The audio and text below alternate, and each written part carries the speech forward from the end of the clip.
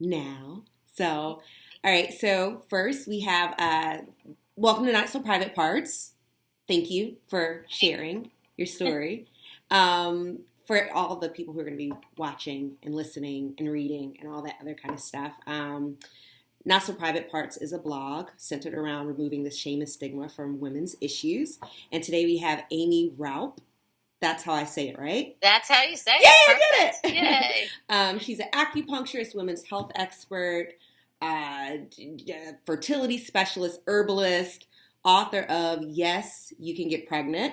Is that correct? There we go. That's correct. And just an overall dope mama of one. How old is your baby? He is 8 months. Well, on the first, he'll be 8 months. Yeah. Oh my gosh. Okay, my little one is 8 months as well. Oh, yay. So yeah.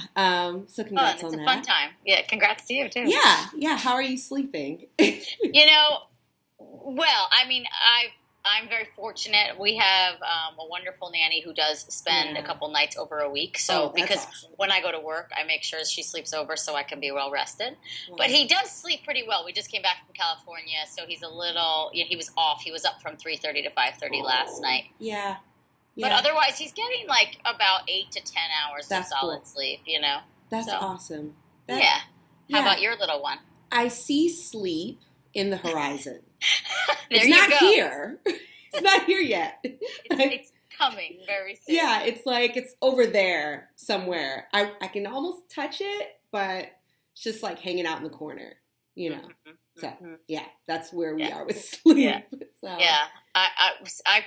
I put a dollar sign on my sleep, and I was like, she is worth the extra amount of pay to sleep over. Yes. So I feel like I've been spoiled, but I also feel like because I'm now 41, but had been in the world of fertility for so long and working with so many women who have gone through motherhood, that I've learned to have help, and is really important. And that for my sanity, it's like the most important thing. So I felt like age is wisdom in that sense too, where I was wiser coming into this as a new mother and saying, and also I'm an entrepreneur and my own business and all of that. And I set my hours and, so I could have adjusted, but it was just like my sleep is really important and having support is really important. So, about 2 to 3 nights a week, we get solid sleep. And then I also have a really supportive husband who gets up. He loves to get up in the middle of the night on the weekends and hang out with his boys. So, so we get sleep. Well, it's a good thing. I mean, I think it's all about self-care. It is. It really is. I think as moms, sometimes we're like made to feel guilty in a weird way. Like, or I even see it. I see it that women, they'll call themselves martyrs behind closed doors to me, that they are ashamed of asking for help, or like a nanny is just such a luxury. And I was on a panel a while ago at She Summit, which is a yearly women's empowerment, amazing summit. And I was on this panel with Dr. Harvey Karp, who's a pediatrician, and he wrote the Happiest Baby books. We read it. Mm-hmm. Awesome guy. And James was it was my first like live appearance. I think he was just 5 weeks old or something like that. Yeah. And I was in a conversation and Harvey heard me and I said something about like, oh, I have help. But I said it like very sheepishly. Mm. And he pulled me aside afterwards and he said, do you have shame around the fact that you have help? And I've never met You're like, how do I answer that? It's a little like, and I'm still so freaking hormonal, right? And it's the first time I'm leaving my baby. And I started to cry and I said, I think I do have a little shame around having help. And he said, do you know that women used to have like 8 nannies? He's like, they were called aunts and grandmothers. And that's what they were called. Yeah. He's like, but they were nannies and no woman did it alone ever. He's like, in recent times, we think we have to do it all ourselves. He said, but no woman ever did it alone. So don't you, and he said to me, he's like, you're a role model to women. So don't you dare carry shame around having help. And so it's become since then, that conversation, it became a bit of my mission to be like, ask for help. Good. Pay for help. You know what I mean? Absolutely. Like, because you're worth it. Tell me, you're worth it. And also like keeping your identity with your career, I think is a really important, for me, very important as a wife, as a mother, as, a role model, like all of these things. So anyway. No, I totally agree. I think that's funny. I had the same conversation with another mama literally yesterday, how back in the day, we definitely, I think I hear the baby, John Jackson. There we go. We have a little one that just woke up from a nap, of course. Hi. You might want to run and get him. I was having the same conversation literally yesterday with, a friend of mine. And she was saying, how we literally, I don't know, like we have this definitely shame. We have shame about taking care of ourselves. Exactly. And it's like, no, we're important. And if we don't take that time for ourselves, then no one is good. Like, no one benefits. No one. So But that's it.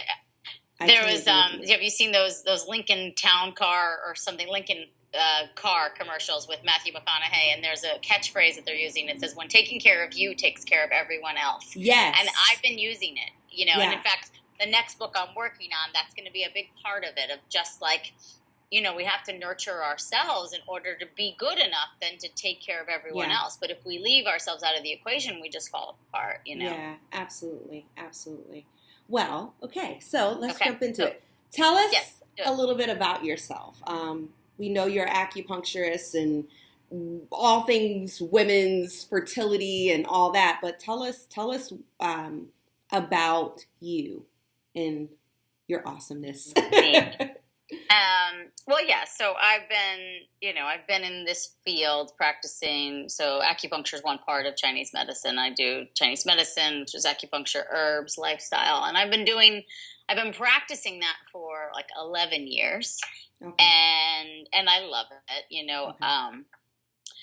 But I'm very much an entrepreneur. So it's not only, am I a healer in many ways, but then I'm also a businesswoman, and that's been a big driving force in my life. And I always have a million pots boiling. So then I was like, well, I'm going to write books, and then I'm going to start an organic skincare line. And I saw that online. And I have all these things that I also do. And I have 2 clinics, and I have 3 associates that work under me. And we see lots of patients every week. And now I'm also branching into online. So I do a lot of online coaching for women all over the world for fertility. I have group coaching, for women, like 6 to 8 women. I keep them in small groups for group support for fertility, and I have like a 4-part series, and so I'm doing all these other things as well. So outside of the clinic, but and then I'm also a wife and a mother, which is a really hat in and of itself. And those are both brand new roles for me. My husband and I are just coming up on our 1-year wedding anniversary. We, I got knocked up before I was married, and but intentionally, because I had just turned 40. Yeah. And we were talking about getting engaged, and I said, well, I'd also just like to start trying for a baby because I do what I do for a living. Like, I know we're going to get into this in a little bit, but I do see, of course, age affects fertility on a small level. Like, it does decline as we age. There's no denying that. However, not nearly as significant as the Western world makes us think. No.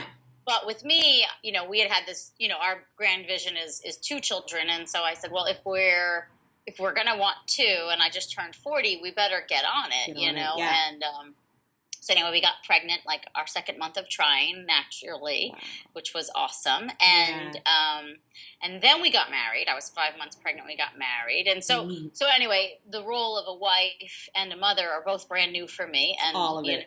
And I love being a wife. Oh, so much. I love my, we have a beautiful marriage, and we're so, he's so special to me.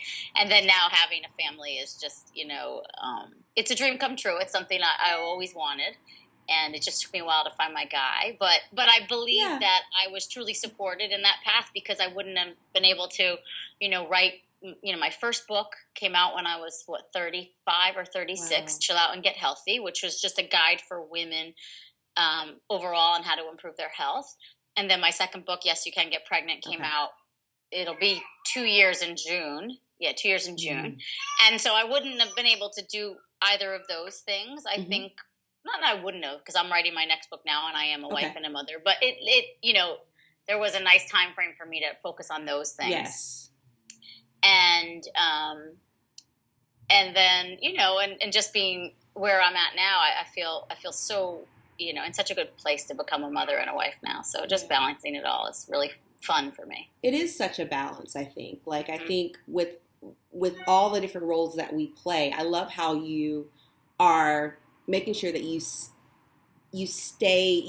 keep who you are.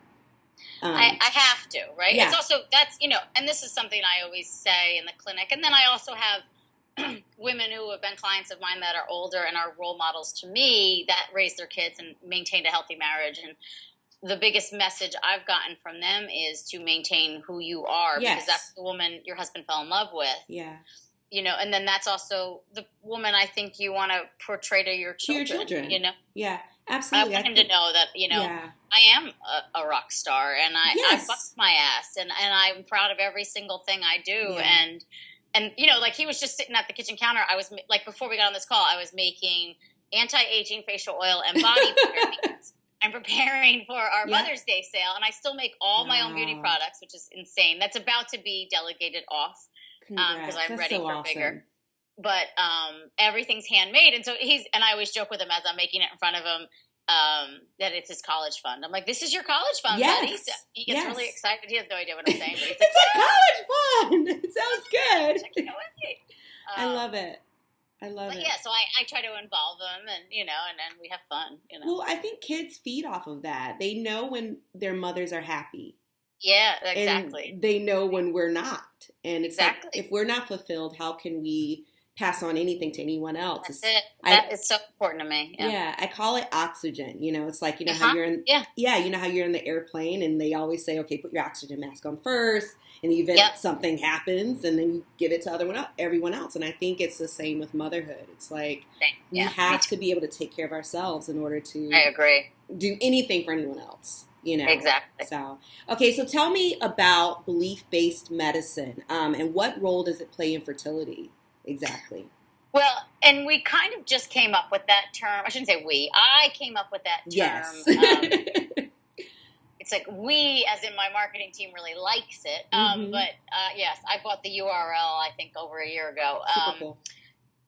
Hope-based medicine and belief-based medicine. Because, so in my book, Yes, You Can Get Pregnant, the reigning theme or mantra throughout the book is, I have the power to change my health and improve my fertility. Okay. And so what I noticed over all my years of practicing, and then in particular with women dealing with fertility challenges, as a side note, I do not use the word infertility. I think it's a horrible word. Yes, it's very negative. It makes women feel like they're broken, and they're not. They're not. So what I started to see was that women felt very broken. They felt very disempowered. They felt like their fertility was not in their hands, and it was in their doctor's hands, or they were screwed because they were old, quote unquote. A 28-year-old feels old, a 35-year-old, every woman is concerned about her age when it comes to fertility. And all of, and I'm a very spiritual person, and I've done a lot of work myself, and really truly believe in the power of words and the power of thought and the power of our beliefs and how they shift our life and our reality. And one thing I always say to my clients, it's a big drive home, is our beliefs dictate our behavior, and our behavior dictates, I always say our health, but it really dictates our life, right? So if we have these strong beliefs, like we could use the example of I'm too old, or my eggs are bad, or, I waited too long, or my husband didn't want to have children, so it's his fault that I have fertility. From those beliefs that are very, very deeply, ingrained in us, we then choose behavior. So what tends to happen is, I won't curse. Can I curse? Yes, you can. This is a very freeing you have this behavior of, I'm too old, my eggs suck, right? So fuck it. I'm just going to eat whatever the hell I want, and I'm not going to take good care of myself. Absolutely. And then my health is a result of that, right? So your belief affects your behavior, and your behavior affects your health. Your fertility is an extension of your health. Yeah. everything is an extension of your health, really. Your ability to sleep, your ability to digest, your ability to move, have energy. Everything is a function of your behavior, basically. Yeah. So, and your beliefs affect your behavior.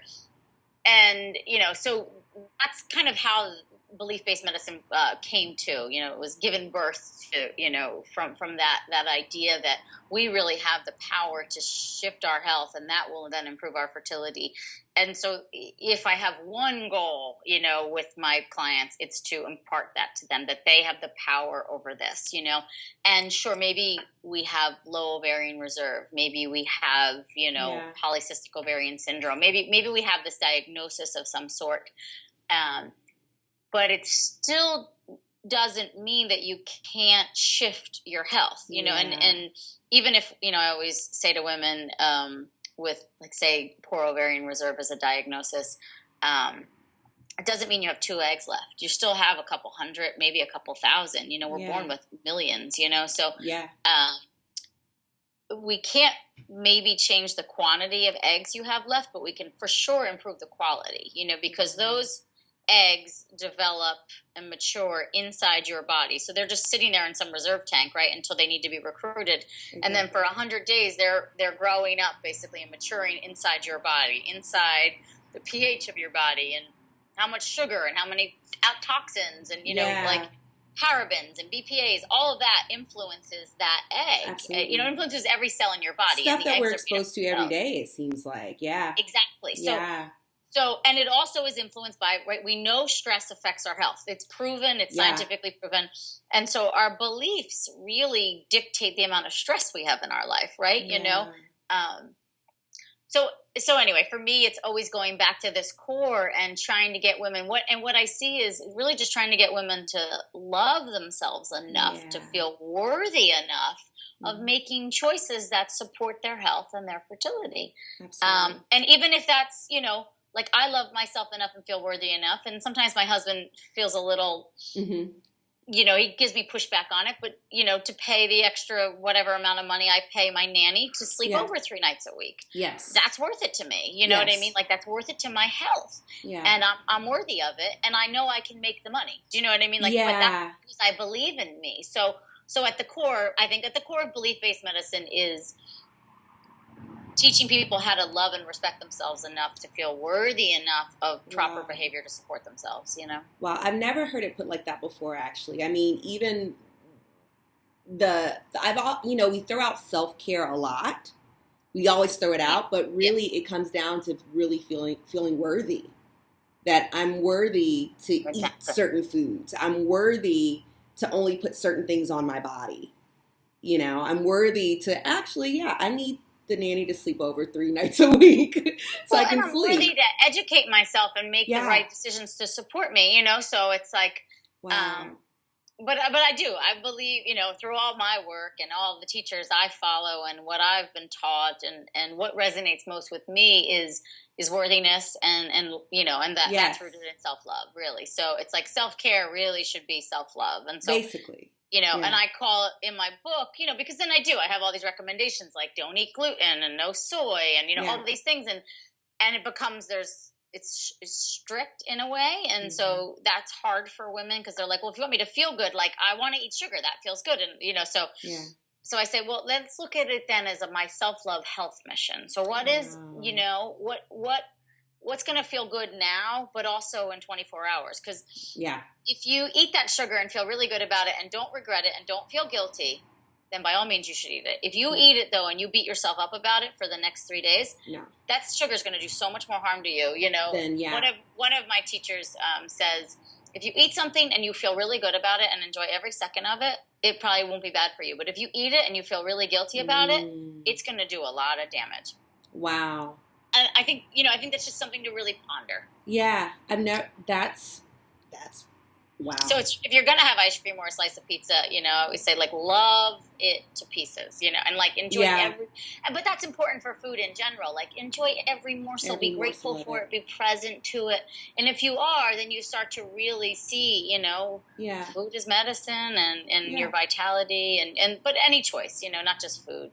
Well, I bath think it's beauty thoughts, all those things. I think it's good to even remember that because I mean, there's so many fads that go on with food, even like gluten free, vegan, vegetarian, all those different things. I know for me, like my husband airs more to a raw vegan, right? But I know for me, like I've never really labeled myself because I know the moment I do that, I'm gonna say I want that. I want a burger. I want a burger. It's gonna happen, and then you're gonna feel horrible. Yeah, exactly. No. But I think we make choices. Like I'm a meat eater, and I recommend it, but only if it's grass fed, only if it's pastured, only from good sources. Raw vegan works, but in moderation. Just what I mean. Like it's like everything has to be in moderation, and I believe so. Balance. Yeah. And we've come to. Someone used the term yesterday in the clinic. An orthotarian, I think, is the word they use, which means you're too orthodox in your eating style. So you're like too regimented. That's a form of an eating disorder. It really, it really is because it's control. And everybody has it. Like, and I can be like that too. Like I don't eat much sugar. I don't eat soy. But like once in a while I'll have it, and I understand that I'm going to pay the price for it. But I had an eating disorder, so I probably resist going back to that extremely regimented place. Yeah. But you can see that people use those labels too a lot of times to stay in a safe zone of what they can eat so they can limit it, Yeah, I totally agree. Question, okay. So what would be, if you had a woman that came into, well, you have women that come into your practice all the time. All the time. What would be your first advice to her if, say, for example, she went to a doctor and then they said, oh, you have no eggs, or which is totally impossible, or they're having difficulty, getting pregnant. Yeah. What would be your first I think it advice goes back to, talking to them about the power. So one of the first things I always ask every new patient is, do you believe you're going to have this baby or a baby? Have you always seen your life with children or not? Mm-hmm.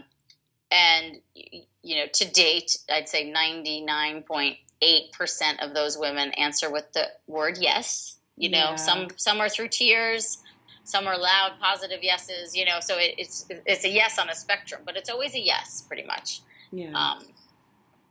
And so from there, then, I usually use like my Deepak Chopra isms on them, and I say, okay, so we know we're going to get to point B, and right now we're at point A, which is without children, but we know we're going to get to, or we really believe it, because that's the belief, right? The belief-based medicine. And so however there's a million possible ways we can get there. So we have to surrender a little bit, and because a lot of women come in and they're really stuck on the time frame of like when and how, or they're stuck on age, or they're stuck on, no eggs left, that kind of thing. So, and then I just break it down to them that even if you have 4 eggs left, we can improve the quality of those 4 eggs. And all we need is one good one, right? So that there is a possibility and there is hope. And, so I think, my biggest message would be to not give up hope, to always believe in their body. Because what happens is they've lost the belief in their body. They believe that they're infertile and they're broken, right? So they hand it over to their doctors. And my teachings is to take back the power, and that our fertility is not separate from our health. Yes. When I break it down for women like that really makes sense to them, where, I'll say to them, okay, so I still look, I had a call this morning with a new client and like a Skype interview, and she has migraines and she has diarrhea almost on a daily basis, right? So I said to her, I'm not going to focus on fertility because there's no real hardcore measurements of fertility, right? We can guesstimate how many eggs are left, but those numbers change all the time. So those numbers are not set in stone by any means. Like your FSH or AMH changes all the time. Science is constantly changing around them. I don't really give them any credit anymore. Like I just don't even pay attention to those numbers. But what we can pay attention to is you get migraines with your period and you have loose bowel movements every day. So something's not right in your health. So I call them the kinks in the system. I need to fix those kinks. And when those kinks start to, shift, when I see the migraines go away, you start having healthy bowel movements every day. Yeah. I know your health is starting to thrive. And as an extension of your health, your fertility thrives. And it's really nice for women. I've noticed this, that when I tell them to focus on something else, it just like takes a lot of pressure off of them, because every day they're just in their head about their fertility. Yeah. But now they can like pay attention to their bowel movements and be like, oh my God, I had a healthy I pooped. I did poop a lot. And it's like, okay, so the dietary changes are working, right? So then they feel more supported on that path, right? Yeah. So it's really, I think it's important to step back and remember that fertility is an extension of health. They are not separate. You are not just, your uterus and your ovaries, like not at all. You are fully functioning, capable human being, and it's not a switch that goes on or off. It's something that is on a spectrum. And so maybe you're fertility challenged right now, maybe you're low fertility right now, but you can improve that, And so I think, long story short, that's the biggest message, that they have the power to make a shift in their health and their fertility. Wow. Tell me this. I know you mentioned that with belief-based medicine that it really doesn't matter about your age. Tell me this.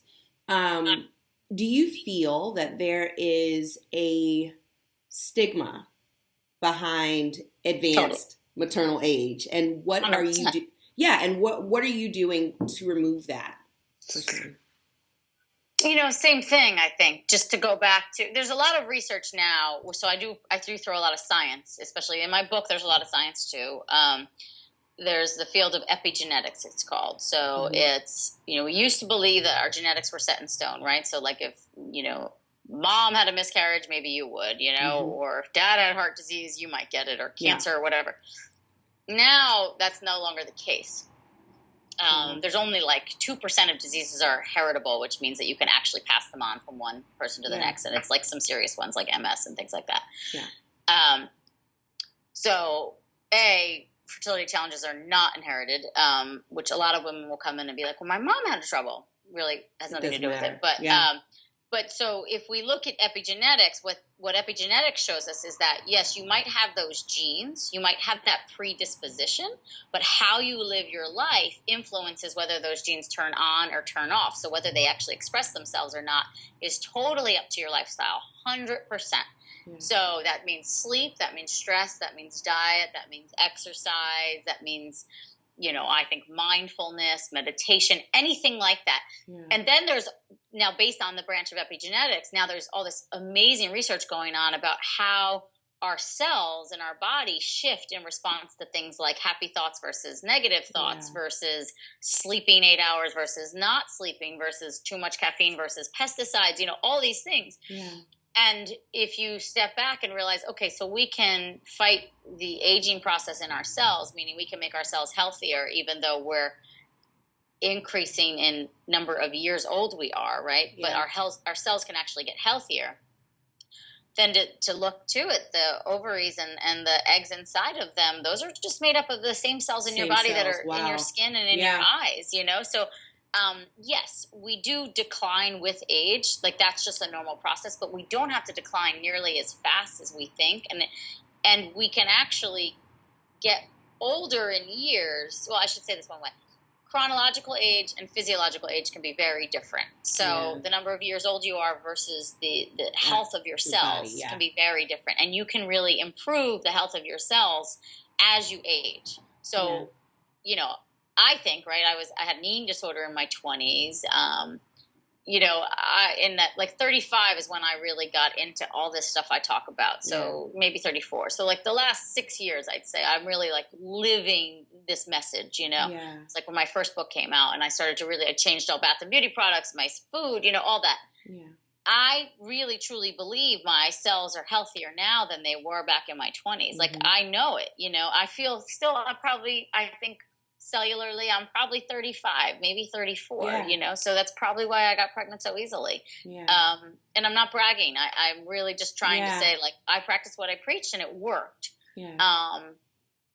And so that's really, and so a lot of women still feel like, well, I don't have enough time to undo all the damage. And maybe that's true. So maybe we use a little bit of Western medicine and my approach and, we get there faster and easier. But, but again, there is a lot of stigma. Doctors say women over the age of 35, basically only 60% of them will get pregnant after 1 year of trying. They say 1 in 3 will not get pregnant, right? So 33% will not get pregnant. Yeah. 66% will get pregnant. The science does not support that. It's more like 88% will get pregnant after 1 year of trying. And then between 35 and 40, it kind of goes down to like 82%. Goes to about 78% over the, like between 40 and 42. So 78% of women between the ages of 40 and 42 get pregnant naturally, have a baby after 1 year of trying, so yeah.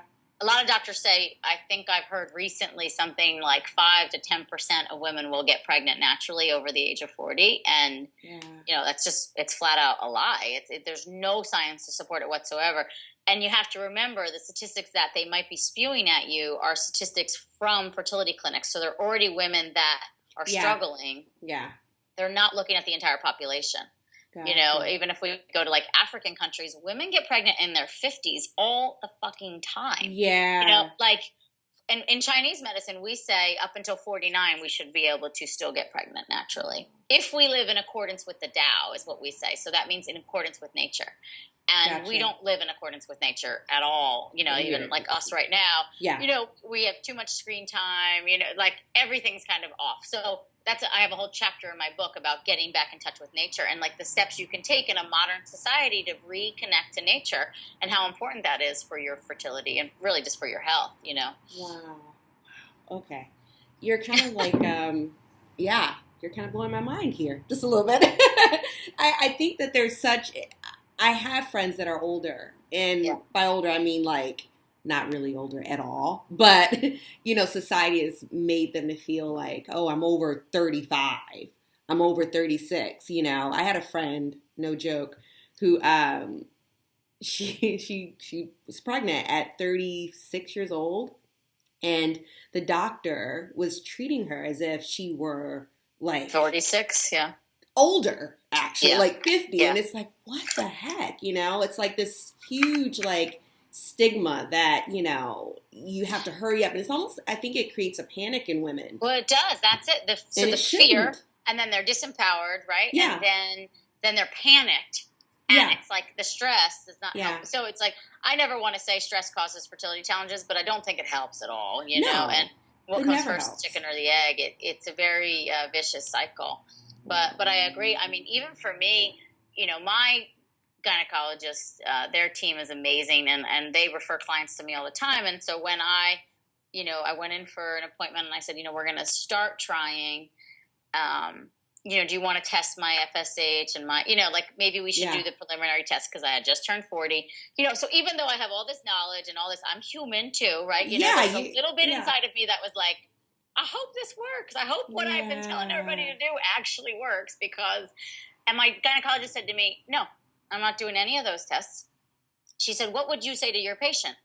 And I said, I would tell them to just try naturally for at least, 3 to 6 months. 6 months is kind of the cutoff over 35, I think, just because I just like to, I'm also a scientist at nature, at heart. I'm a scientist. Then I became an acupuncturist. So I do like numbers. I do like to see, and then, not necessarily FSH or AMH, but just like your thyroid, like things like that I like to see. But so anyway, she said, no, I will not test that. Go home and have sex. Mm-hmm. And then I got pregnant, like not the first month, but the second month. And my whole team, there was one doctor on the team that gave me a hard time. She told me, such a jerk. At the end of the pregnancy, she said, well, you're going to have to start coming in now every week for, ultrasounds. And I said, why? You can do the Doppler. I don't need an ultrasound. And she's like, well, because of your age, there's an increased risk of stillbirth. I was just like, it's like, okay. She did not really say that to me. And then, of course, she was the doctor that was on duty when I was in labor. And my labor was very, how would you call it? Like delayed. There was just, he just wasn't descending. I kept dilating, but like nothing was happening. And every time she came in the room, she was like, well, it's your age and the age of your placenta. You're like, thank you. Thank you for the like, shove it up here. But well, I mean, it's already been proven that, I remember I read, when we were about to give birth, I was reading all the hypnobirthing books and all that. And the author gave an example of this one woman who literally her labor stalled because I know this because of the stress of the doctor. That's Ina May's book. I love that book, Ina May Garten. And it's true. Your cervix actually closes back up with stress. Yeah. I just asked her to stay out of the room. I need you to leave. You're like, I need you to leave. Well, I just said to my husband, I said, I don't want her back. And then he said to the nurses, and I liked the nurses. I said, you just stay in.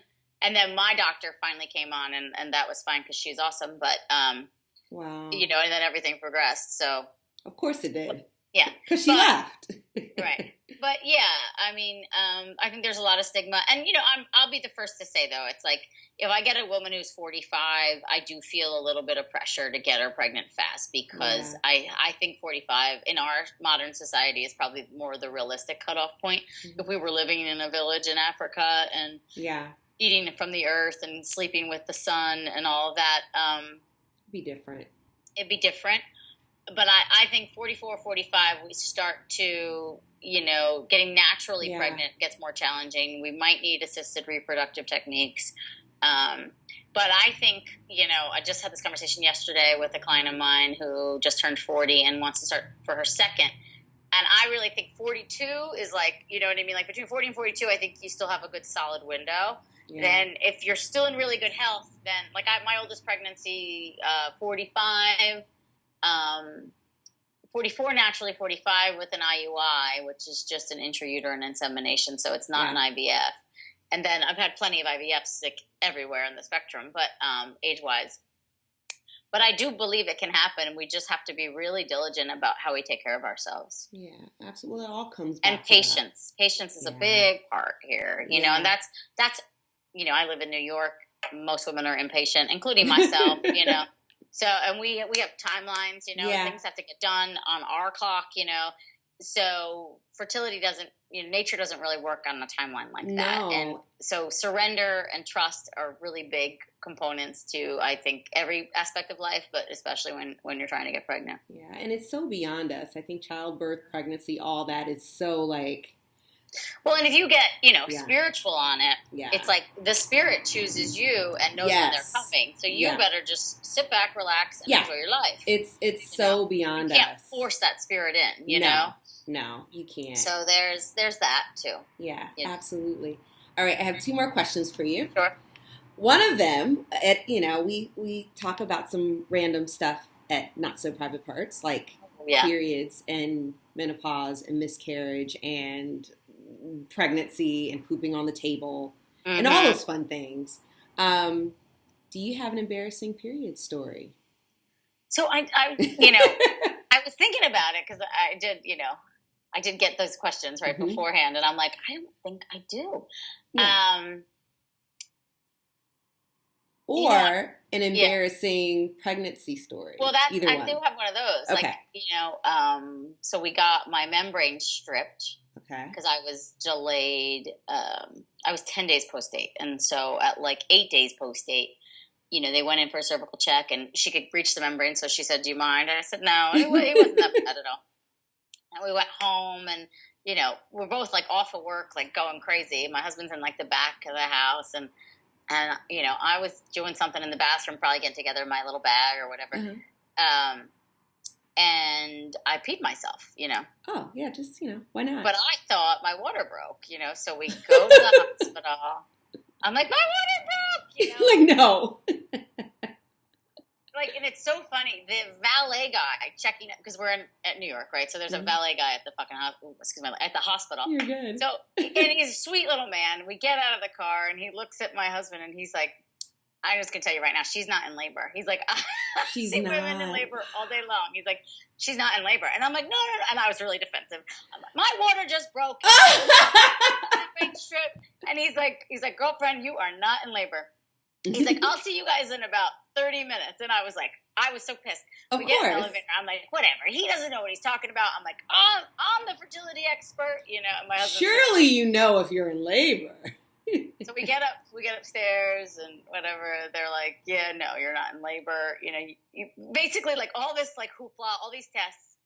You peed yourself, and I texted everybody. I'm like, we're on the way to the hospital. I just, Yeah, the whole thing. And no, I peed myself. And so then 2 days later is when we actually went to the hospital. But so that's a really funny story. That's and it hilarious. happens all the time. But women really don't share it unless it's happened. Unless you share your story, then they're like, yeah, that totally happened to me. Well, it's easy to pee on yourself when you're pregnant. I mean, It never happened to me, at least as far as I know, through the whole pregnancy. So that day, and then it was like the membranes, and I was like, oh my God, this is it. Yeah. I mean, because I was feeling like random contractions, but really nothing was going on. I just peed myself.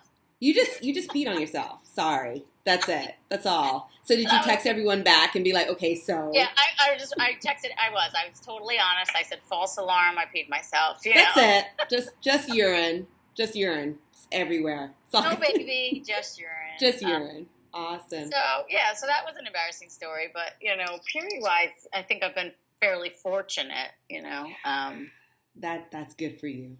Yeah, exactly. I think I've only had one, and that happened in high school, and I blocked it. Yeah, I feel like because I haven't had bad periods. I've kind of been fortunate, but yeah.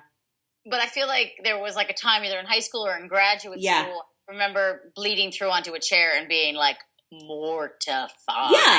Yeah. Like I wanted to die, you know.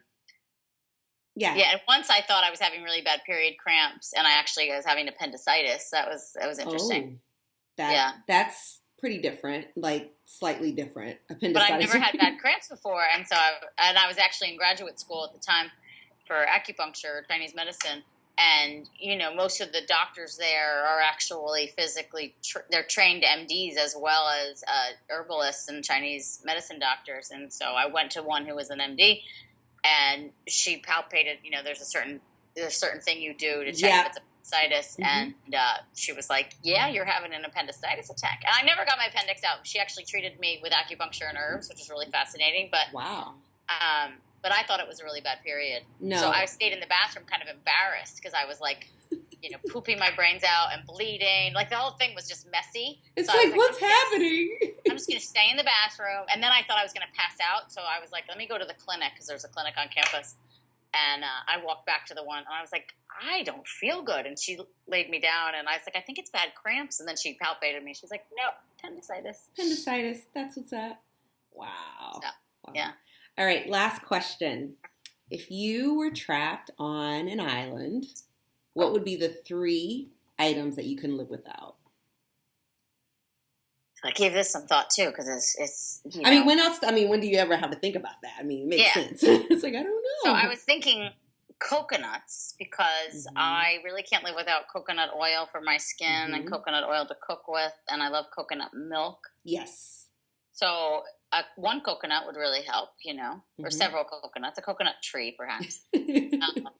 I can't live without eggs, and I think they're really, really, really important for our health. So I was thinking maybe a chicken.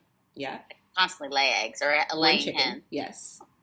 Just one. Don't die, chicken. Don't die. Yeah, and then it would probably be my, I know coconut oil would work for my skin, but maybe my anti-aging facial oil because it's got a little sunblock in there. Probably my husband and my baby too. If we can ask for people too, but you can ask for people. So then for sure, my little family. A chicken and a coconut tree. The coconut. That's it. That's all you need.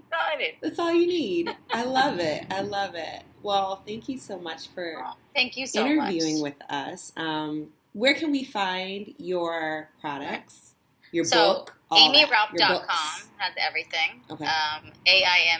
AIMEERAUPP.com. There's my books are on there, my blog, my YouTube channel, my skincare line. And then you can find me at Aimee Raupp on Instagram and on Facebook as well. Awesome. Well, thank you so much for chatting You're with welcome. us. Thank you so much for having me. I really appreciate it. I really enjoyed it. Of course. Same here. Thank you. Awesome. All right. Well, it was great talking to you. Bye. Bye. Ciao.